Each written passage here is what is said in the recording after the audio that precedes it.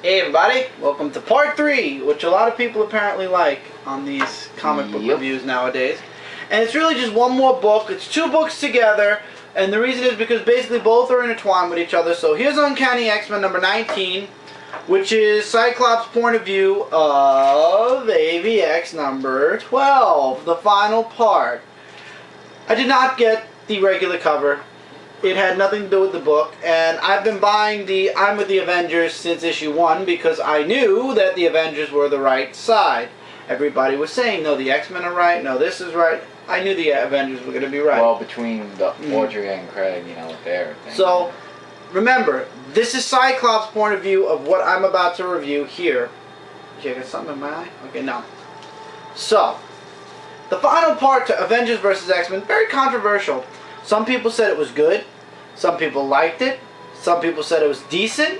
Some people hated it. Some people ridiculed it. Hate about it.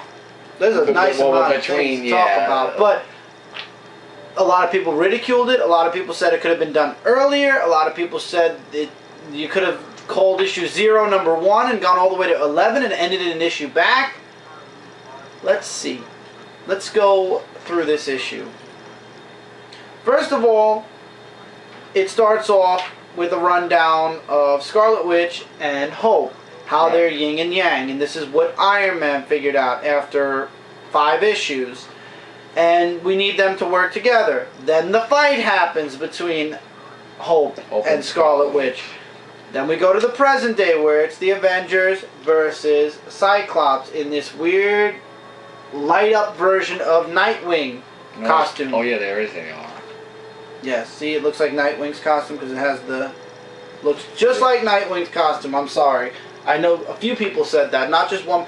I heard one person say it, and then I saw 3 other reviews where everybody said the exact same thing, so it's not like I'm the only one that felt that way. And the Cuckoos from the Jean Grey School are monitoring everything through Cerebro, and Cyclops is basically taking the Avengers to town in every single town that he attacks, so to speak. And when I talk about towns, I mean Paris, Sydney, Beijing, Sacramento, the Mediterranean Sea, the Himalayas, the skies above the Amazon jungle, and the upper limits of Earth's atmosphere. Yeah, and the Avengers are just getting their tails handed to them. That's a nice picture. I will show this one. So, finally, Iron Man says, we gotta do this. There's no hope in fighting him alone like this. It's time for our Hail Mary play. And Iron Man, and everybody agrees. And then Iron Man says, any Avengers that could bring Cyclops back down to Earth, that'd be nice. And that's when Nova shows up. Yeah, Iron Man was on fire too, but then I saw what happened. Yeah. And crash lands Mr. Phoenix, Nightwing, Cyclops back down to Earth, where he comes face to face with Scarlet Witch and Hope.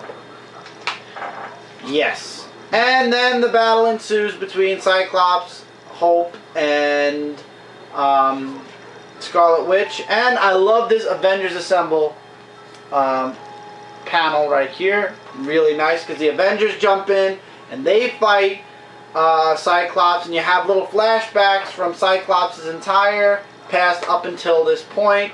One being where he's wearing the 1990s costume that I like, That's nice. down to where he's wheeling Professor Xavier down the halls of the Xavier School, and all the way up until the point where he's holding Jean Grey, who died as the Dark Phoenix. He goes completely nuts. Hope shows up and gives him the game-winning blow, so to speak. The Phoenix Force leaves Cyclops. You get a flashback to Cap having a conversation with Hope. Hope absorbs the Phoenix Force, becomes Phoenix. Here, that's a nice page. And basically she undoes everything that Cyclops did as the Phoenix, the Dark Phoenix. And she actually calls herself, this is where things start to get a little stupid, the White Phoenix, because I can control the Phoenix Force. And then Scarlet Witch says, no, the reason you were prophesized to have the Phoenix is because you're the only one that can let it go, and it disappears. And here's the ramifications to letting the Phoenix Force go. It undoes what M-Day did, let's put it that way, because all of a sudden, we're at Cerebro, and All of a sudden, one of the Cuckoos says, I don't think so. It was almost like her power just exploded, spreading out all over the... And then one of them says, oh my god. And then another one of them says, more lights are popping up. But that means, yeah, more mutants. So, all the mutants that were cured from M-Day were uncured, or new mutants have now rose. Yeah. So there are now new mutants. So from the thousands of mutants that were shrunk down to about 200 left on Earth, thanks to M-Day, now the numbers are way back up again. And the Avengers basically won. Cyclops is in jail. And there's a conversation between Captain America and basically from this point on, it's a big old advertisement for two things: Uncanny Avengers and AVX Consequences. This is a panel that leads into Uncanny Avengers because it goes to a point here where Scarlet Witch is talking to Hawkeye, and Hawkeye's like, I don't understand. What is this again? Captain America's putting a new Avengers team together? And she's like, not exactly. Not exactly. This is something a bit more. Watch the pun here. I know. Watch the pun here. I see. This is something a bit more uncanny. A little pun to the Uncanny Avengers that's coming out. Really? Then we go into the AVX Consequences where oh no, it's a little bit before that, where... Oh no, this is still talking about Uncanny Avengers, because this is where Captain America's like, you're right. I didn't really take the mutant matters into consideration. I should have done more. I allowed the world to hate. He takes full responsibility. I allowed the world to hate and fear you too long. And basically, every X-Men that was behind, that backed up Cyclops, is being hunted down by the Avengers. Basically, he says, Cyclops is like, I take full responsibility, and then Cap says, I wish your fellow renegade X-Men felt the same way, because they're all in hiding now. Colossus, Magneto, everybody who backed him up basically is now in hiding. We all know Colossus is going to Cable and the X-Men, Cable and X-Force. Please we have a panel with Juggernaut suit. Yeah, we have a panel with Magneto back as a renegade, or back on the rogue side, so to speak. Whoops. Go to bed. It's okay. We have Nova, who was accepted into the Avengers, and here's the part where it goes into AVX Consequences.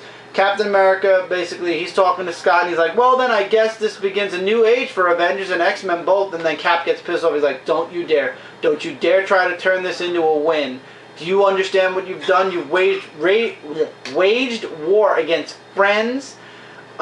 You played Russian roulette with the planet, and you left wounds that will take years to heal, if they ever heal at all. And you killed one of the finest men I've ever known. If you consider that a win, I pity you.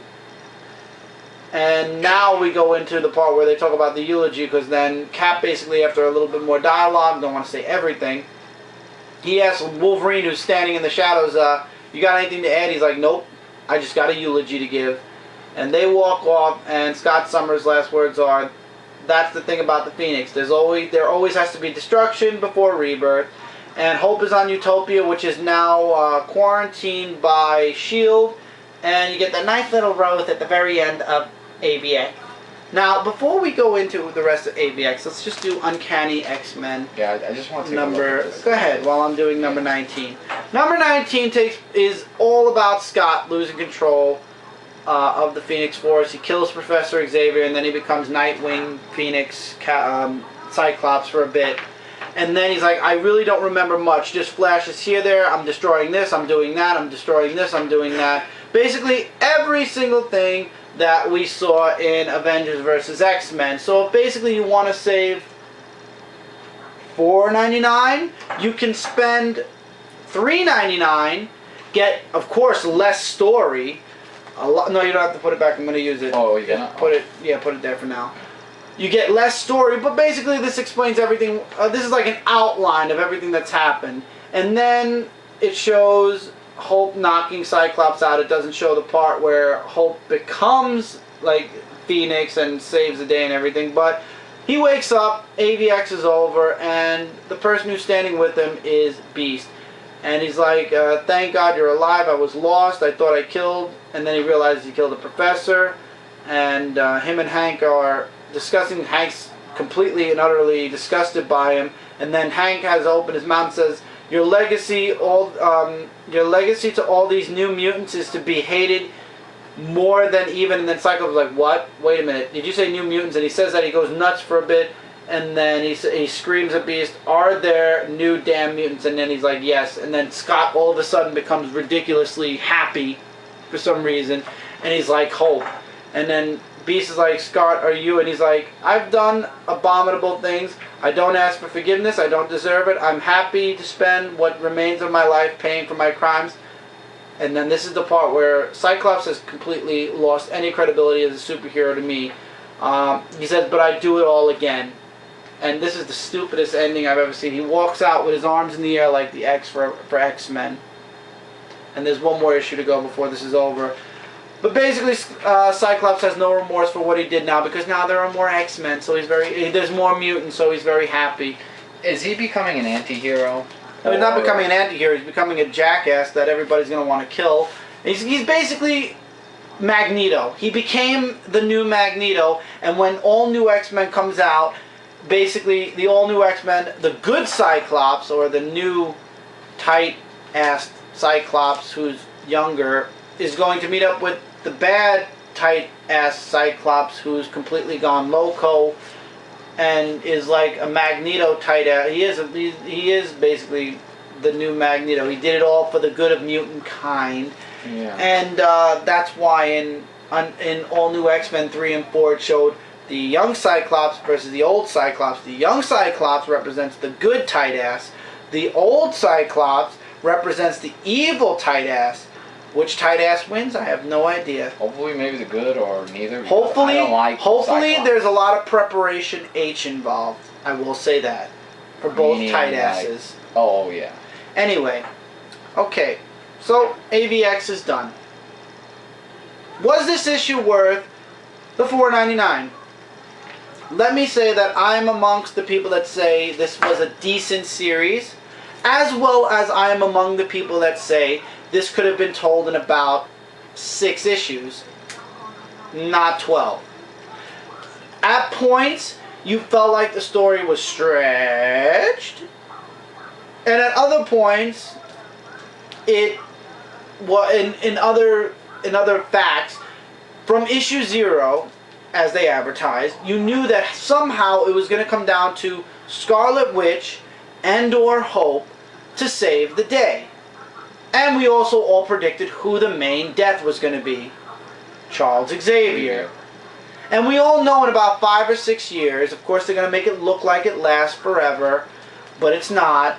Charles Xavier is going to come back anyway. Maybe not this Charles Xavier, maybe the paralyzed one, maybe he'll travel from the past also to see his 5 X-Men, and he'll stay. But we all know he's going to come back at some point as some incarnation. They've already done that to Nightcrawler, where it's the Age of Apocalypse one, but he's going to die again too. Maybe Nightcrawler will come back with Charles Xavier at the same time. So I think this was a decent miniseries.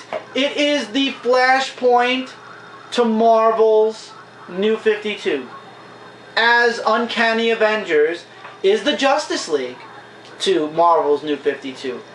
Basically, Marvel did exactly what DC did, except they didn't relaunch and reboot their entire universe. Instead, they relaunched the numbers on their comics. There is going to be no relaunching of superheroes in Marvel. However, there are going to be new situations, a new status quo. It is moving forward instead of going backwards to move forward.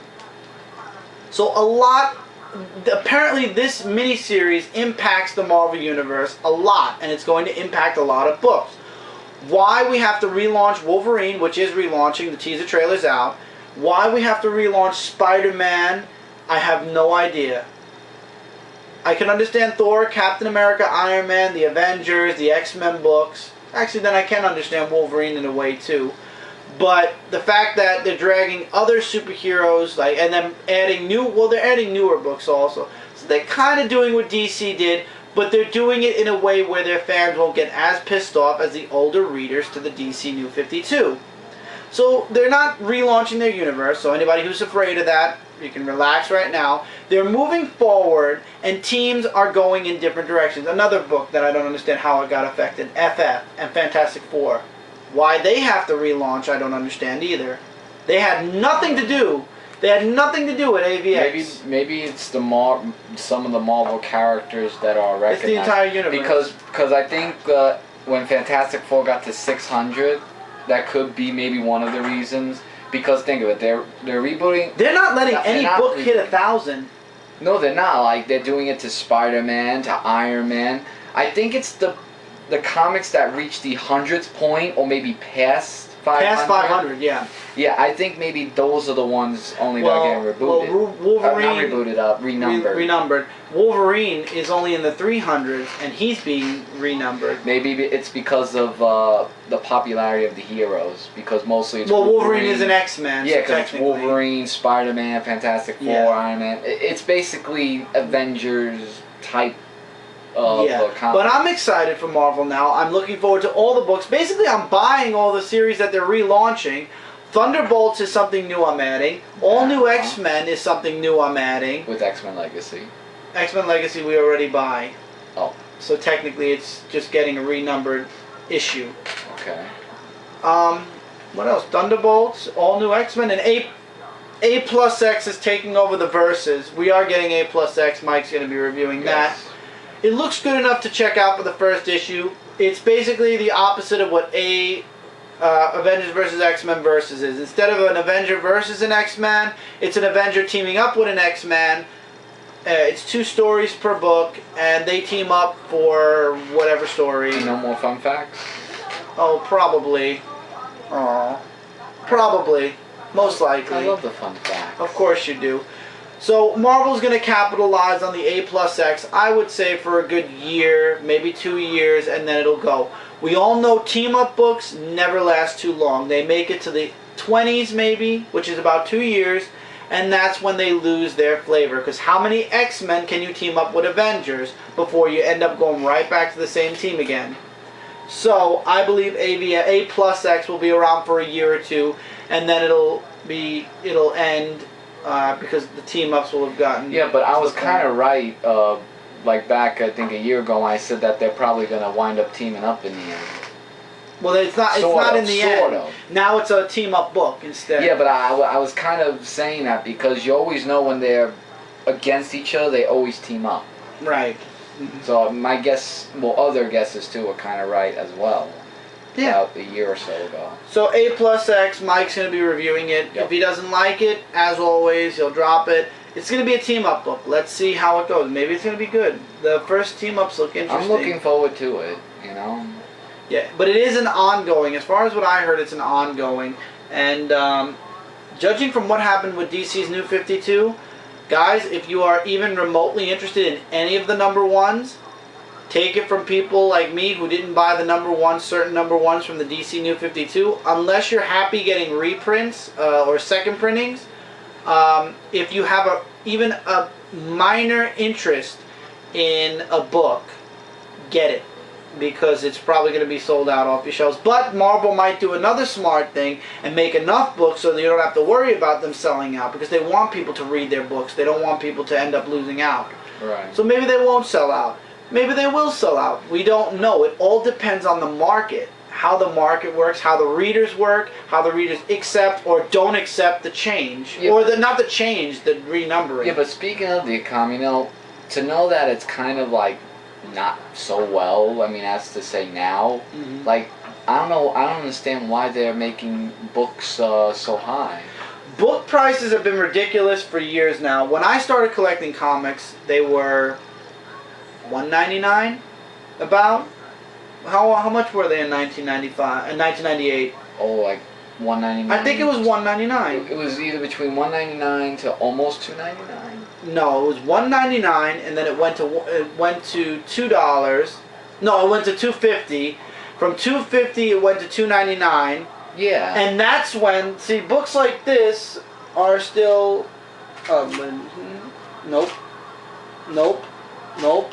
Oh, here we go. Books like this are still $2.99, and this was about the early 2000s. However, books like this, like this, like this, like this, like this, are all $3.99 books, each and every one of them. And if you have a special, or apparently, a final part to a humongous crossover, universe-changing crossover miniseries, you get the price tag of $4.99. Now, back in 1998, you know what a $4.99 price tag went on? A thick book like the Transformers annuals that came out. I don't know why, because the way the economy is, it's just ridiculous. I don't know why Marvel... I think the price is ridiculous, and like the person said, if they ever drop the price on digital comics to like $2.99 to $1.99 for $3.99 issues, what do you think people are going to buy more of? The digital. The digital, yeah. Hell, I would even start considering getting digital books if they went $2 cheaper. Don't get into the... I know with the age of technology... I won't. I always will. Never for a comic book. No, I'll always want the hard paperback. But I'm just saying, if times... But it's ridiculous, though. But if times of money get hard, wouldn't you buy digital after a while? You'd have no choice. Either save money or you have to buy less. It all depends on if our economy gets better. Depends. But we're not talking about the economy. I'm just saying it's unfair for comic readers who, like, let's say, have money situations where they can't buy comics. It's unfair to make the comics expensive. I mean, that's just what I think. I don't know if they think the same or different as me, but that's my opinion. Now, AVX issues 0 through 12. My opinion and my final overall rating on a scale of 1 to 10 stars, or a scale of 1 to 10 in general, I would say AVX 12 is approximately a 7, borderlining 6, 7. It's about a 60% enjoyment, and the other 40 to 30 or 40% was just drawn out stuff or predictable. The series was predictable since issue 0, as I said. Scarlet Witch and Hope were the ones that saved the day. We all knew it. The death was predictable. This is what takes away stars. The death was predictable. That's 1 star. The stretched out issues where this could have been told in 6 issues is another star taken away. The lack of certain times you felt like they didn't even care, the writers, about the story, and they just threw whatever they wanted in. And then the whole Nightwing, Cyclops, Phoenix, and the Phoenix 5 and everything like that. However, it was a decent book. There is a book coming out next month. It is Avengers Versus X-Men 0 through 12 and AVX 1 through 6. And I believe a couple of tie-in books. I believe, I'm probably wrong, but I know it has the mini-series as well as the main series. It's $40. If you're interested in AVX and you can't find all 12 issues, I would definitely recommend checking out the book. The series was good. It was, in my opinion, a decent series, but it could have been told in less than 12 issues. It could have been told in about half of the amount they released it in. It could have been told in about 6 issues. And just put a $4 price tag on all of them, probably, and it would have been fine. But yes, I got all the siding with the Avenger covers, so I don't have the regular covers. Issue 1, I got X-Men and Avengers, because I accidentally bought both by mistake. That's why you don't see an X-Men cover for number 12, and even if I considered it for $4.99, you're right. I'm going to buy 2. It was a decent series. I enjoyed it. I don't feel like I wasted my money buying it, but at the same time, there were parts in the story that were drawn out, and it was predictable. So those are the 2 points I want to make sure you guys understand. It's predictable, it was predictable, and it was a bit drawn out. And that's it for this week's Dark Avenger comic book review. Come back next week where we're going to be doing Uncanny Avengers.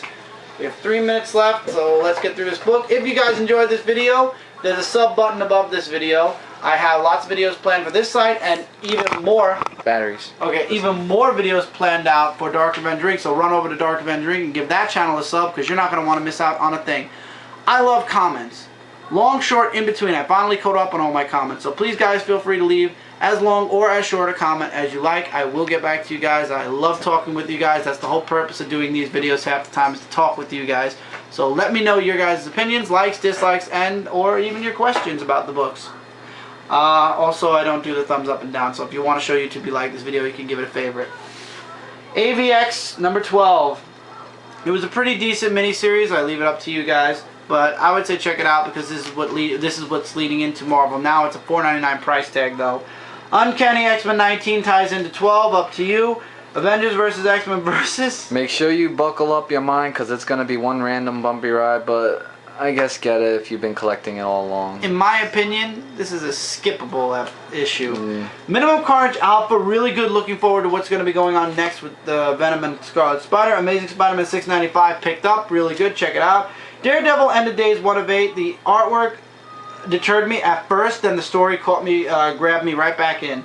Uncanny X-Force 32, The Final Execution, really good. Enjoying it a lot. Avengers Academy 38. It's a fun solo issue story.